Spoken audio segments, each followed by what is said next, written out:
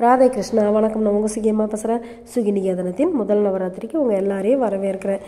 உங்களுக்கு கொலு பிடிச்சிருக்கா? நேற்று லக்ஷ்மிக்கும் மகாவிஷ்ணுக்கும் ஒரு பையன் பிறந்தான். 2 பேருமே குதிரையாக மாறிட்டாங்க அப்படிங்கிற கதையை தெரிஞ்சுக்கிட்டோம். இன்றைக்கி ரொம்ப ரொம்ப விசேஷமாக ஒரு அம்மனை பற்றி தெரிஞ்சுக்க போகிறோம். இது அப்படியே ரொம்ப பக்தி பூர்வமாக கேட்கலாமா?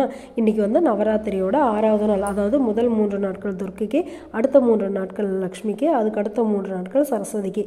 இன்றைக்கி 6வது நாள். இன்னையோட லக்ஷ்மிக்கு முடியுது. இன்றைக்கி அம்மாவை சண்டிகா தேவி அப்படின்னு சொல்லுவாங்க, காத்தியாயினி தேவி அப்படின்னு சொல்லுவாங்க, இந்திராணி தேவி அப்படின்னு சொல்லுவாங்க. இந்த அம்மனுக்கு உகந்த நிறம் சிவப்பு.